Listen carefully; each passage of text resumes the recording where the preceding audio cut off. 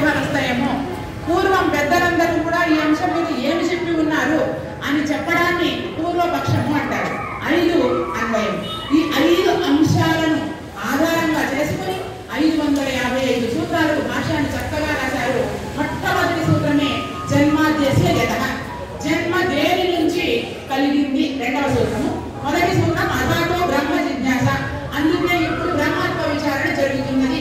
ఏమిటి ఆ విచారణ అంటే జన్మాద్యస్య యతః, దేని నుంచి జన్మ కలిగింది. ఈ ప్రశ్నకు కనుక మనకి సమాధానం వస్తే అప్పుడు మానవుడికి దేవుడికి ఉన్నటువంటి సంబంధం ఏంటి, వ్యక్తికి శక్తికి ఉన్నటువంటి సంబంధం ఏంటి, ఎందుకు మానవుడు అజ్ఞానపు అంధకారంలో కాలకూటమైనటువంటి మహాసంసారపు మాయలో ఆ విషయానికి బలి ఎందుకు చిక్కుకొని మూర్ఛ చెంది ఉన్నాడు అనే విషయం మనకు అర్థమవుతుంది. ఇప్పుడు మనం అర్థం చేసుకోవాల్సింది 5 అంశాలను నేపథ్యంగా చేసుకుని రమణ మహర్షి వారి ఉపదేశ సారాన్ని చూద్దాం. ఒకటి, బ్రహ్మసూత్రాలను మీకు ప్రస్తావించింది ఎందుకు అంటే ఏ గ్రంథాన్ని తీసుకున్నా జన్మ ఎలా కలిగింది అనేటటువంటి ప్రశ్నతోనే ఆరంభమవుతుంది. ఏది తీసుకున్నా, భారతం తీసుకోండి, భాగవతం తీసుకోండి, రామాయణం తీసుకోండి, ఏ గ్రంథం సమాజంలో కవులు ఋషులు గొప్పవాళ్ళు రచించిన ఒక సందేశాన్ని ఇవ్వడానికి రచిస్తారు.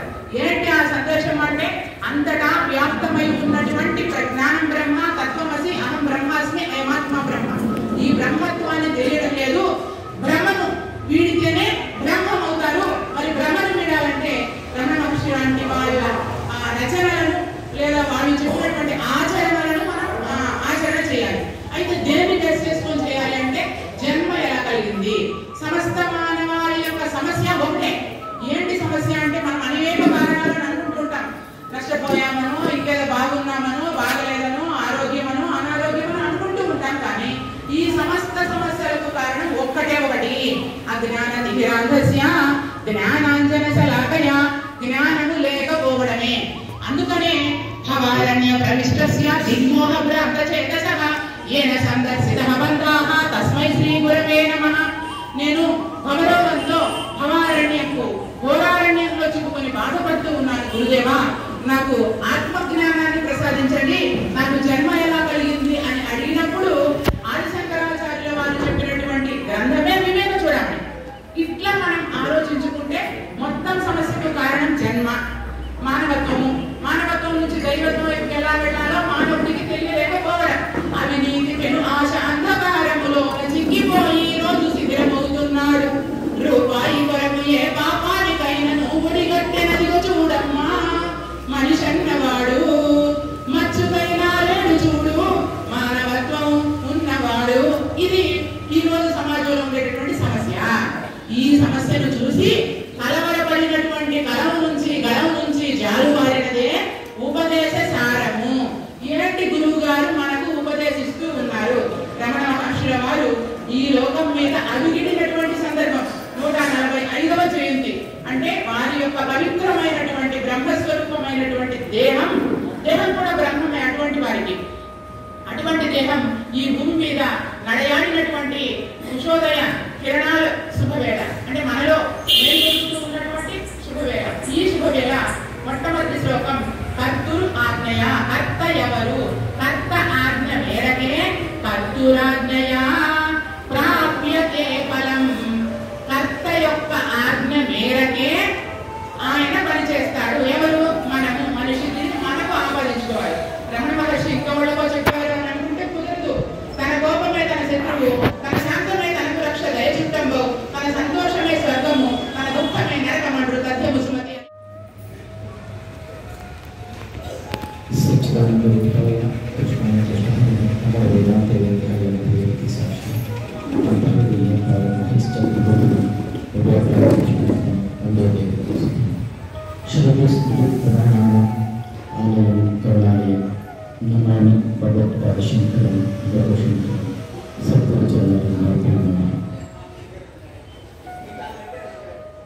भगवान श्री रमण महर्षि ಅವರ 145ನೇ ಜಯಂತಿ ಕಾರ್ಯಕ್ರಮವನ್ನು ರಮಣ ಮಹರ್ಷಿ ಸೇವಾ ಸಮಿತಿ ವತಿಯಿಂದ ಈ ದಿನ ಆಯೋಜನೆ ಮಾಡಿದ್ದಾರೆ.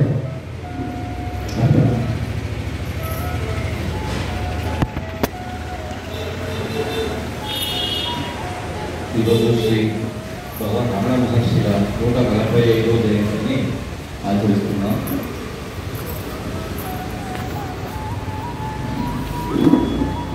ಈ ಕಾರ್ಯಕ್ರಮಕ್ಕೆ KVS ಚಲಪತಿ ರೆಡ್ಡಿ గారు ಅವರ ಜೊತೆಯಲ್ಲಿ ಸುಬ್ರಹ್ಮಣ್ಯನವರು ಮತ್ತು ಅವರ ಮಿತ್ರರೆಲ್ಲ ಬಂದು ನನ್ನ ಆಹ್ವಾನ ಮಾಡಿದರು. ఈరోజు KVS చలపతి రెడ్డి గారు మరియు లాయ సుబ్రహ్మణ్యం గారు మరియు వాళ్ళ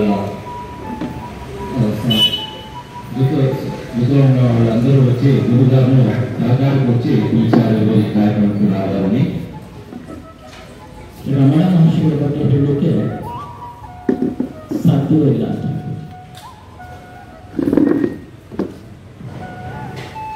ಜಗತ್ತಿನಲ್ಲಿ ಒಂದೇ ಜಾಗದಲ್ಲಿ ಕೂತ್ಕೊಂಡು ಆಧ್ಯಾತ್ಮಿಕ ಸಂಕೇತಗಳನ್ನು ಇಡೀ ಜಗತ್ತಿಗೆ ಕೊಟ್ಟಂತ ಮಹಾನ್ ಚೇತನ ಅಂತಂದ್ರೆ ಶ್ರೀ ರಮಣ ಮಹರ್ಷಿಗಳು. ఒకే జాగంలో కూర్చొని అద్వైత సిద్ధాంతాన్ని ఇది జగత్తుకే తెలిపినట్ల వాళ్ళు అంటే మన రమణ మహర్షులు. ವಿಶೇಷ ಅಂತಂದ್ರೆ ರಮಣ ಮಹರ್ಷಿಗಳ ಸಿದ್ಧಾಂತ, ಶಂಕರನ ಸಿದ್ಧಾಂತ, ಸನಾತನ ಧರ್ಮೀಯ ಸಿದ್ಧಾಂತ ಎಲ್ಲ ಒಂದೇ. రమణ మహర్షుల సిద్ధాంతము మరియు మన శంకర భగవత్పాదుల సిద్ధాంతము మరియు మన సనాతన ధర్మ సిద్ధాంతము అన్నీ ఒకటే. ಏನಪ್ಪ ಸಿದ್ಧಾಂತ ಅಂದರೆ ಅದ್ವೈತ. ಇಲ್ಲಿ ಭೇದ ಭಾವನೆ ಇಲ್ಲ, ಎಲ್ಲ ಒಂದೇ. ಜಗತ್ತಲ್ಲಿ ಇರ್ತಕ್ಕಂಥದ್ದೆಲ್ಲ ಒಂದೇ ಇರತಕ್ಕಂಥ ಸಂಕೇತ. ಏನಪ್ಪ అది సిద్ధాంతం అంటే అన్నీ ఒకటే, వేరే రెండోది అనేది లేదు అనేది అద్వైత సిద్ధాంతం. ಈಗ ಸ್ವಲ್ಪ ಹೊತ್ತಿನ ಹಿಂದೆ ಡಾಕ್ಟರ್ ಪೂಜಾರಿ ವರಲಕ್ಷ್ಮಿ గారు తెలుగు ఆచార్యులు, ప్రముఖ ఆధ్యాత్మిక కాబట్టి ಅವರು ವಿಶೇಷವಾಗಿ ಬ್ರಹ್ಮಕಥಾ ಭಗವದ್ಗೀತೆಗಳು ಹಾಗೂ ಆಧ್ಯಾತ್ಮಿಕ ಕ್ಷೇತ್ರದಲ್ಲಿ ಸಾಧನೆ ಮಾಡುತ್ತಾರೆ. ಈಗ ನೋಡಿದರೆ ಗೊತ್ತಾಯಿತು, ರಾಮನ ಬಾಣ ಎಷ್ಟು ಸ್ಪೀಡಾಗಿ ಹೋಗ್ತಾ ಇತ್ತೋ ಅದೇ ಸ್ಪೀಡ್ನಲ್ಲಿ ಎಲ್ಲವೂ ತಿಳಿಸ್ತಾರೆ.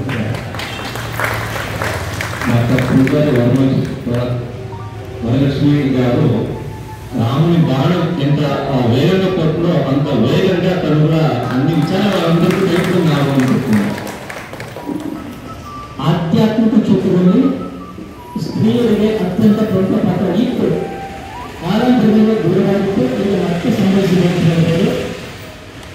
ఆధ్యాత్మిక క్షేత్రంలో ఆడవారికి మొదలు చాలా ప్రాముఖ్యత ఉన్నది, కానీ ఇప్పుడు తగ్గుతుంది. ಈಗ ಸರಿಯಾಗ್ತಾ ಇದೆ. ఇప్పుడు మళ్ళీ సరిపోతుంది. ಈ ಕ್ಷೇತ್ರದಲ್ಲಿ ಅವರು ಮಾಡತಕ್ಕಂಥ ಸಾಧನೆ ಬಹಳ ವಿಶೇಷವಾದದ್ದು. ಈಗ ನೀವೆಲ್ಲ ಕೇಳಿದ್ರು ಎಷ್ಟು ಸುಂದರವಾಗಿ, ಎಷ್ಟು ಸುಶ್ರಾವ್ಯವಾಗಿ, ಎಷ್ಟು ಸಮಂಜಸವಾಗಿ ಅವರು ನಿಮಗೆ ಮನದಟ್ಟಾಗಿ ರೀತಿ ಹೇಳಿದರು. ఇప్పుడు మీరందరూ చూశారు, ఆమె ఎంత చక్కగా అందరికీ మనసుకు నాటే మాదిరిగా విచారాన్ని తెలిపారు. ಅವರಿಗೆ ಇನ್ನೂ ಹೆಚ್ಚಿನ ಆ ಶಕ್ತಿಯನ್ನು ಭಗವಂತರು ಕರುಣಿಸಿ ఆమెకు ఇంకా ఆ భగవంతుడు ఎక్కువ శక్తినిచ్చి ఇలాంటి కార్యక్రమం కొనసాగాలని గురుగారు ఆశీర్వదిస్తున్నారు. ನನಗೆ ತೊಡಗ ಅರ್ಥ ಆಗಿದೆ, ಇದಕ್ಕಾಗಿ ಮಾತಾಡಲಿಕ್ಕೆ ಬರಲ್ಲ. తెలుగు అర్థమవుతుంది గురుగారికి, కానీ తిరిగి చెప్పడానికి గురుగారికి తెలుగు రాదు. తెలుగు భాష ఓడుతుంది, ಆದರೆ ಮಾತಾಡಲಿಕ್ಕೆ ಬರಲ್ಲ. తెలుగు చదవగలరు కానీ మాట్లాడడానికి రాదు. ಈ ದಿನ ವಿಶೇಷ ಏನಪ್ಪ ಅಂತಂದರೆ ರಮಣ ಮಹರ್ಷಿಗಳ ಜಯಂತಿ. ಈ ಜಯಂತಿ ಅನ್ನತಕ್ಕಂಥದ್ದು ಏನು? ఈ రోజు విశేషం ఏమంటే రమణ మహర్షి వాళ్ళ జయంతి. జయంతి అంటే ఏమిటి? ಸಂಸದರ ಜಯಂತಿ ಅಂತ ಮಾಡೋದಿಲ್ಲ, ಅದಕ್ಕೆ ವಿಶೇಷವಾದಂಥ ಅರ್ಥ ಇದೆ. ಏನಂತಂದ್ರೆ ఊరికి జయంతినే చేయము, కానీ దానికి విశేష అర్థం ఉంది. అది ఏమంటే ಯಾರು ಜಗತ್ತನ್ನು ಜಯಿಸಿದ್ದಾರೋ ಅವರ ಹುಟ್ಟಿದ ಹಬ್ಬವನ್ನು ಆಚರಿಸಿದ ಜಯಂತಿ ಅಂತ ಹೇಳ್ತಾರೆ. ఎవరు జగత్తును జయించినారో వాళ్ళ పుట్టిన పండుగను మాత్రమే మనం జయంతి అని ఆచరిస్తాము. ಅವರಿಗೂ ಕೂಡ ಆಧ್ಯಾತ್ಮಿಕ ಸಾಧನೆಯಲ್ಲಿ ಯಾರು ಉನ್ನತ ಸ್ಥಾನಕ್ಕೆ ಏರಿದ್ದಾರೆ ಅವರಿಗೆ ಮಾತ್ರ ಜಯಂತಿ ಅಂತಾರೆ. దాంట్లో ఆధ్యాత్మిక ఇంట్లో ఉన్నత స్థానాలను పొందినారో వాళ్ళకు మాత్రమే జయంతి ఆచరించాలి. ಈಗೇನಂದ್ರೆ ಜಯಂತಿನ ಸಾಮಾನ್ಯ ಅಡಿಕಾಗ್ಬೋದು, ಜಯಂತಿ ಅದು ಅರ್ಥವಿಲ್ಲ. ఇప్పుడు ఏమైందంటే ప్రతి ఒక్కరిಗೂ జయంతి ఆచరిస్తారు, దానిలో అర్థం లేదు. ಆಧ್ಯಾತ್ಮಿಕ ಸಾಧನೆಯಲ್ಲಿ ರಮಣನ ಸರಿಸಾಟಿ ಇರ್ತಕ್ಕಂಥ ಬೇರೆ ವ್ಯಕ್ತಿಗಳು ಇಲ್ಲ ಅಂತ ಹೇಳ್ಬೋದು, ದುರ್ಲಭ. ఇప్పుడు ఆధ్యాత్మిక ఒక దీంట్లో రమణ మహర్షి లాంటి ఇంకొకరు లేరు మన జగత్తులో.